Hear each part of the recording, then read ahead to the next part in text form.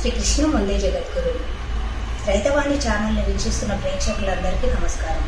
శ్రీ శ్రీ శ్రీ ఆచార్య ప్రబోధానంద యోగీశ్వరుల వారి పాదపద్మములకు నమస్కరించుకుంటూ, నా పేరు శ్రీదేవి, నేను హైదరాబాద్లో ఉంటున్నాను. నేను చెప్పబోయే శ్లోకం యొక్క వివరాన్ని చూసుకున్నట్లయితే, ఆ దైవాన్ని చేరుకోవాలంటే బ్రహ్మయోగం కర్మయోగం ద్వారాననేది ఇక్కడ తెలపడం జరిగినది. ప్రతి మనిషి తలలో గుణములు చాలా మెరుగుతూ ఉంటాయి. ఆ గుణ సంకల్పం వల్లనే అనేక కార్యములు అనేటివి జరుగుతూ ఉన్నాయి. ఆ కార్యములకు కారణమైనటువంటి తలలోని గుణములను వివరించుకొని చూసుకున్నట్లయితే 3 రకములుగా ఉన్నాయి: తామసము, రాజసము, సాత్వికము. ఈ 3 గుణములనే భగవంతుడు మాయా అని విజ్ఞాన యోగంలోని 14వ శ్లోకమందు కూడా వివరించి చెప్పడం జరిగినది.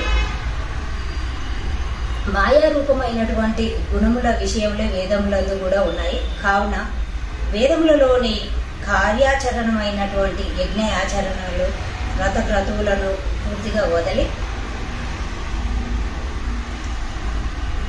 గుణ సంకల్పం లేని, అంటే తలలోని యోచన, చిన్న యోచన అనేది కూడా రాకుండా చేసుకుని బ్రహ్మయోగం ఆచరించి దైవమును తెలియము. అట్లు బ్రహ్మయోగం ఆచరించడం వీలు కాకపోతే ద్వంద్వములైనటువంటి సుఖదుఖంలో, లాభ నష్టంలోనూ వదిలి కర్మయోగం ఆచరించి దైవాన్ని చేరవలను. సాంఖ్య యోగంలోని 45వ శ్లోకము: త్రైగుణ్య విషయా వేద నిస్త్రైగుణ్యో భవార్జున నిర్ద్వంద్వో నిత్య సత్వస్తో నిధి యోగక్షేమ ఆత్మవాన్. ఇది బ్రహ్మయోగము కర్మయోగములకు సంబంధించినటువంటి శ్లోకము. భావము: 3 గుణముల విషయములే వేదములు. వేద భూయిష్టమైన ఆ 3 గుణములను పూర్తిగా వదిలివేయము. సుఖదుఖములు, లాభ నష్టములు మొదలగునవి వదిలివేసినట్లే యోగక్షేమము అను దానిని కూడా వదిలి నిత్యమైన ఆ దైవమును చేరుము. శ్రీకృష్ణ వందే జగద్గురు.